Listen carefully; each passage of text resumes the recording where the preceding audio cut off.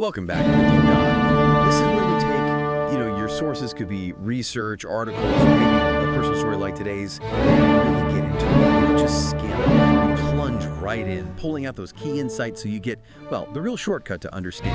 Today, we're diving into a narrative that, honestly, it really gripped us. It's called The Locked Room, a family's buried grief. You know how it is. Every house has its secrets, doesn't it?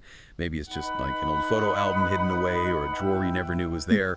But for this family, the secret was, it was behind a locked wooden door right there in the house. And look, this story, it definitely has its chilling moments, goosebumps maybe. But it's more than that. It's really this deep look into a family, into the power of the unknown, the sheer weight of things left unsaid. We're going to unpack how these really personal stories, they often hold these universal truths. About us, about families, how complicated they can be. Exactly. And what's so compelling here is watching how a simple rule, just a rule, how it slowly grows, it becomes this monumental mystery. And it doesn't just sit there. It actively shapes this kid's whole world, their view of everything, their anxieties. This narrative follows this young person trying to uncover this secret, all centered on this absolute forbidden zone. And as we explore it, you listening, you'll kind of go on that journey too. Curiosity, yeah, but also fear. And you feel that weight, that emotional burden of unspoken truths. Okay, so let's really get into it. Let's unpack this whole journey the narrator takes. It's fascinating, sometimes pretty harrowing too. How this one locked door just defines so much. Childhood, teenage years, and then finally understanding their family. The unspoken rule and growing curiosity. Right, so the story kicks off with what sounds like a quiet, ordinary, the kind you might remember growing up on. Everything's just standard. Until you get to that point, it's like fancy, looks like all the others. But it's always locked, always off limits. And the parents, absolutely no explanation. Zero. Can you imagine growing up with that constant question mark right there in the hallway? Oh, the psychological effect. You really can't overstate it. On a child, it's huge. Because when there's that information vacuum, especially about something a child's mind doesn't just fill the gap, it sort of explodes. What starts as don't touch becomes this massive captivating mystery. And the narrator, as a kid, they tried to rationalize it. Oh, it's just boring story. No clue, that's pretty typical. They try to make it make sense. But then, as they get older, that simple explanation, it just doesn't cut it anymore. The questions start piling up, more urgent. And the narrator says, why this door? Why locked day and night? And why did my parents tense up whenever I even asked about it? So that lack of information, instead of squashing curiosity, it actually fuels it massively. It's almost magnetic. It's just classic human psychology, isn't it? We need to make sense of things. And if answers are denied, we start writing our own stories, often much bigger ones. That's such a good point, that forbidden fruit thing, right? The less you explain about it, it's almost sacred in a weird way. It just shows how, unexplained rules don't stop curiosity, they ignite it. And it really makes you wonder, how many families have their own locked rooms? Maybe not little doors, but, topics you just don't discuss. Periods of history that are off limits. Emotions you're not allowed to show. It brings up a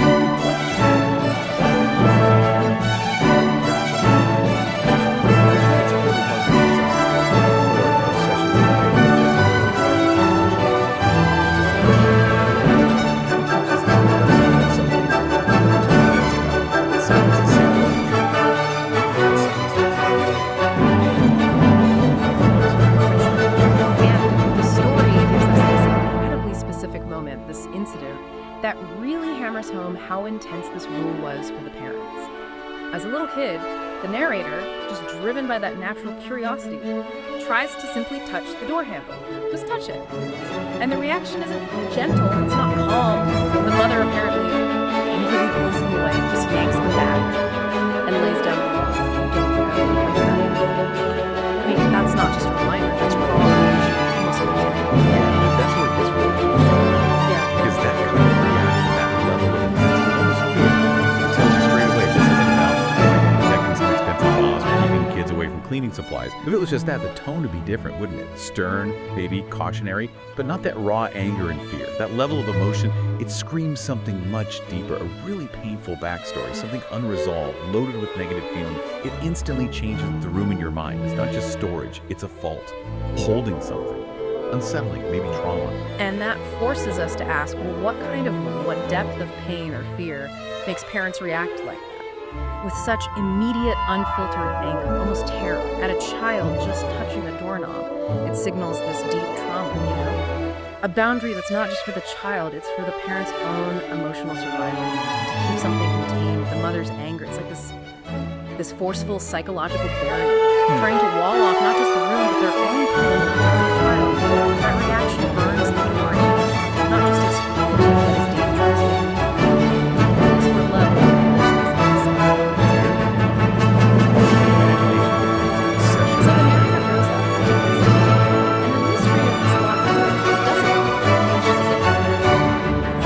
doesn't what was just a silent whispers, scratching sounds. Sometimes what sounds like a murmurs the air imagination, maybe the house settling, stress. But the sounds, they don't stop. They get clearer, more frequent, harder to ignore, harder to explain away. Yeah, that shift is fascinating. Yeah. From sort of accepting it as a kid, to teenage skepticism, and to this genuine creeping alarm. It's key to the journey. A young child might just think, okay, near a door. But a teenager, they're trying to be rational, they need explanations, and they're faced with things that just don't fit rationally, like whispers turning into what they think are footsteps inside the room and nobody's there. Well, it creates this intense dissonance.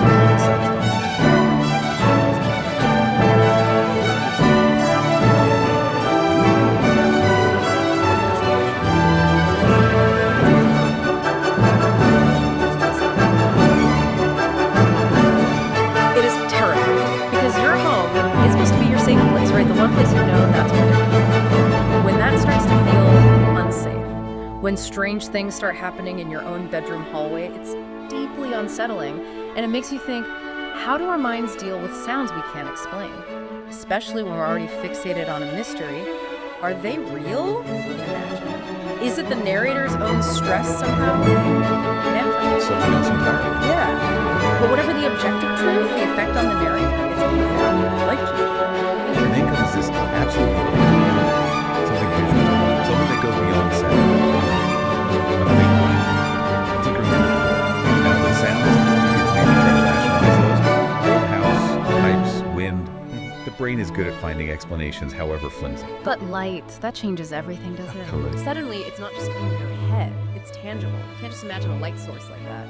For the narrator, this is it. Undeniable proof. Something is wrong, physically wrong, behind that door. It's not just sounds anymore, flickering light means presence, energy, something in there. It cements that conviction. The room is not empty, as the source says. That's when the fear turned into obsession. Because how could an empty, locked room have light and sound coming from it? It just transforms the whole thing. From a nagging question to this terrifying, undeniable reality demanding answers. It pulls them in.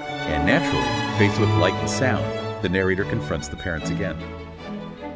But the response still denies. They snap. You're imagining things, drop it. But those words just sound hollow now, don't they? Because the tension around the door, it doesn't ease up. It actually gets worse. The parents become even more unhappy, like guarding the fortress. And that continues on in the face of the mounting evidence. And so telling you, it's not dismissal because they don't believe it. It feels like a desperate effort to keep the lid on at all costs. They're not really thinking their kid is imagining things anymore. They're fighting to suppress the truth. Driven by fear, maybe? Or shame? The gap between what they say and what they do is just chilling. They're saying, drop it, it's nothing. But their actions, their defensiveness, their focus on the door itself, it screams anxiety, fear. It's a classic sign, isn't it? Deep trauma they're trying to keep there. Absolutely. This isn't a genuine belief the kids imagine. Not with light and sound. It's this frantic attempt to maintain that wall of silence they use. Because they know, probably, if one brick comes loose, the whole thing will collapse. And they're terrified of facing those problems. And connecting that to the bigger, that escalating defensiveness, that denial, while maybe intending to protect in some way, it ends up causing more psychological harm, doesn't it? It's this deep distrust, confusion from there, and that detail about protecting itself. That's really revealing. They're not really protecting the child from the room. They're protecting the room's secret from the child. Yeah,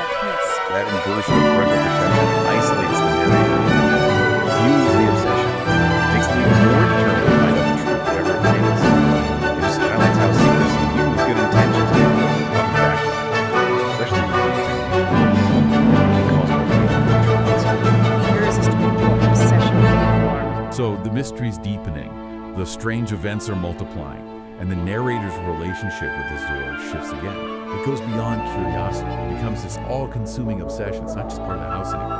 It's the magnetic center of her life, this silent, pulsing thing demanding attention. The source describes them, walking past the door every day, heart racing, feeling that pull, that magnetic force of the unknown. It's more than wooden hinges, the psychological vortex. It really shows you the power of a forbidden mystery inside your own home, doesn't it? Your most intimate space. When a part of your immediate world is deliberately kept a secret like that, it takes over. Your thoughts, your feelings, your sense of